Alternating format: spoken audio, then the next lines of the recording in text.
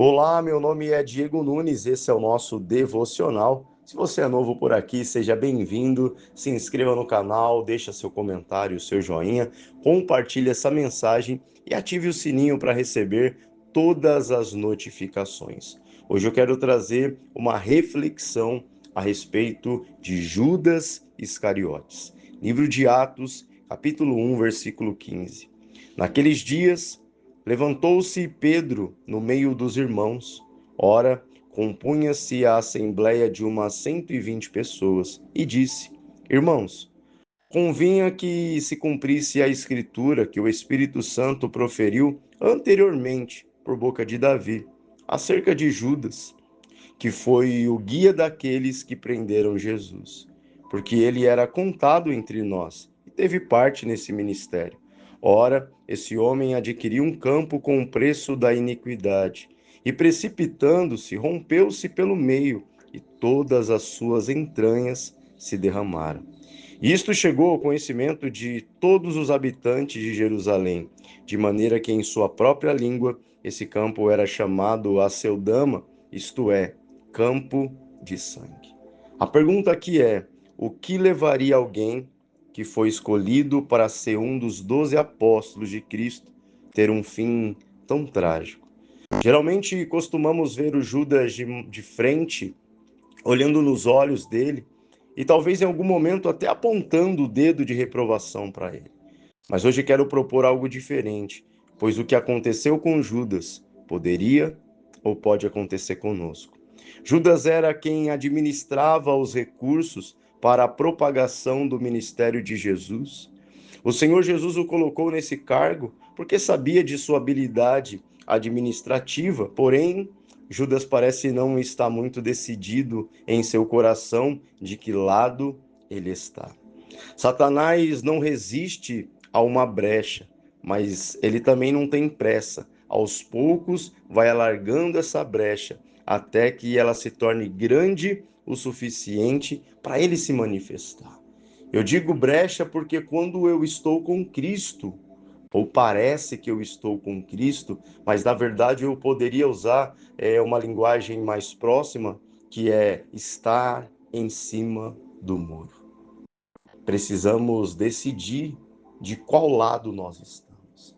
Ficar em cima do muro também é dizer: eu não escolhi Cristo completamente. E Satanás, vendo isso em Judas, logo ele viu ali essa oportunidade. E como eu disse, ele não tem pressa. Provavelmente foi uma proposta vinda num pensamento, no outro dia uma possibilidade, até que isso se concretizasse no coração de Judas. Em João capítulo 13, versículo 2 diz: durante a ceia, tendo já o diabo posto no coração de Judas, filho de Simão Iscariotes, que traísse Jesus. Agora, no coração de Judas, o plano está concretizado.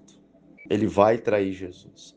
O diabo conseguiu assentar no coração de Judas esse propósito da traição. E agora eu imagino o quanto Judas ele ficou fora de controle, porque quando Judas está na mesa da ceia, Judas ele vai participar como se nada tivesse acontecendo.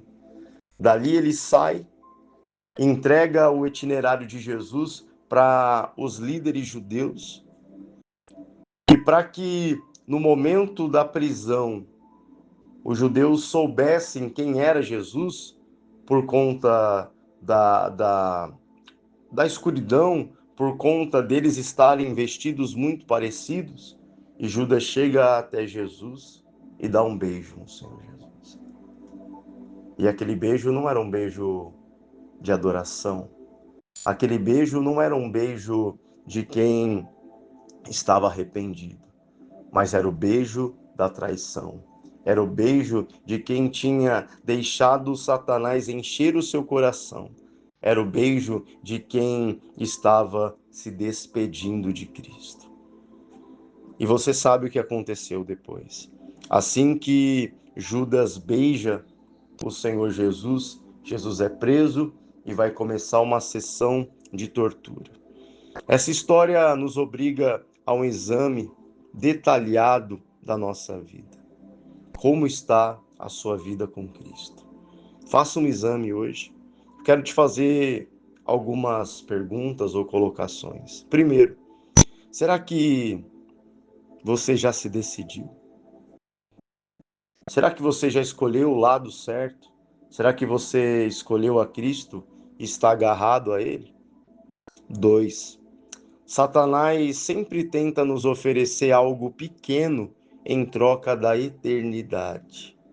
3. Qual é a proposta que o diabo está lhe fazendo? O que é esse algo banal, pequeno, que ele está te oferecendo, mas em troca ele está pedindo a eternidade. Ele está pedindo a salvação. Trocando 5, 10, 15, que seja 1 hora de prazer por uma vida na presença do Senhor. Quarto, se você se sente fraco, por que você não pede ajuda? Se você está fraco, se você está tropeçando, se você está se sentindo pesado, por que você não pede ajuda? A Bíblia diz no livro de Marcos, no capítulo 11, versículo 12: No dia seguinte, quando saíram de Betânia, teve fome, e vendo ele de longe uma figueira com folhas, foi ver se nela, porventura, acharia alguma coisa. Aproximando-se dela, nada achou, senão folhas, porque não era tempo de figos. Então lhe disse Jesus: Nunca jamais coma alguém fruto de ti. E seus discípulos ouviram isso. Quando Jesus ele olha para aquela figueira ela está cheia de folhas e ela tem uma aparência de quem tem frutos, mas Jesus aproximando-se dela não encontra nenhum fruto. O que Jesus vai encontrar se ele se aproximar de nós? O que Jesus vai encontrar se ele sondar a nossa mente e o nosso coração? Mas aquela figueira, ela representava esses líderes judeus. Ela representava os fariseus. Ela representava a hipocrisia daquele que aparenta ter frutos, mas não tem. Em Gênesis capítulo 3, versículo 7 diz: Abriram-se então os olhos de ambos, e percebendo que estavam nus, coseram folhas de figueira e fizeram cintas para si. Adão e Eva pecaram, e imediatamente, ao se depararem com a vergonha, aqui essa parte que diz eles se encontraram nus, ela está se tratando bastante dessa questão da vergonha que o pecado traz. O pecado traz uma vergonha. O pecado traz, antes de arrependimento, porque arrependimento é produzido por uma ação nossa, mas o remorso não, o remorso ele é imediato. O que eu fiz? O que eu fiz, Eva? Eva, a gente comeu o fruto que a gente não podia comer. Eva, a gente fez o que a gente não podia fazer. Vamos até Deus? Não, não, não vamos até Deus. Calma, eu preciso pensar em alguma coisa. Folhas de figueira. A folha de figueira. É engraçado como a Bíblia conversa, né? Nós acabamos de ver aqui em Marcos Jesus amaldiçoando uma figueira que só tinha folhas. E agora em Gênesis, lá no começo, nós vemos Adão e Eva, ao invés de pedir perdão, de se aproximar de Deus, não, eles coseram folhas de figueira. E essa folha de figueira aqui, ela serve para tampar o pecado. Ela serve para tampar um buraco, uma brecha que precisa ser preenchida com a presença de Deus. E por fim, em 2 Coríntios, capítulo 3, versículo 13 diz: E não somos como Moisés, que punha véu sobre a face para que os filhos de Israel não atentassem na terminação do que se desvanecia. Mas os sentidos deles se embotaram, pois até ao dia de hoje, quando fazem a leitura da antiga aliança, o mesmo véu permanece, não lhes sendo revelado que em Cristo é removido, mas até hoje, quando é lido Moisés, o véu está posto sobre o coração deles. Quando, porém, algum deles se converte ao Senhor, o véu lhe é tirado. Moisés sobe no monte, fica diante da presença do Senhor e de lá ele volta com o rosto brilhando de uma tal forma que as pessoas não conseguem olhar para Moisés. Moisés tem que usar um véu, porque era impossível olhar para Moisés. Mas como a Bíblia está dizendo, aquele brilho ele foi se apagando, mas o véu permaneceu. Sepulcros caiados, bonitos por fora, mas podres por dentro. Uma das igrejas em Apocalipse recebe a carta dizendo: você tem nome de quem vive, mas está morta. Para a gente poder finalizar esse devocional de hoje, faça essa análise. Como você está diante do Senhor?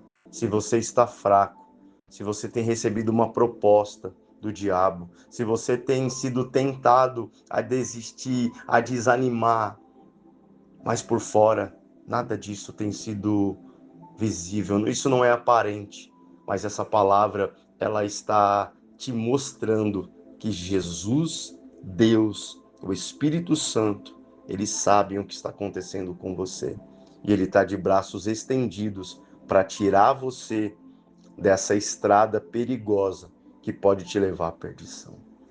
Que Deus te abençoe, que essa palavra possa abrir os teus olhos, não para coser folhas de figueira, mas ir até o Pai, peça perdão, peça ajuda, mas não faça o que Judas fez. Deus te abençoe e até o próximo devocional.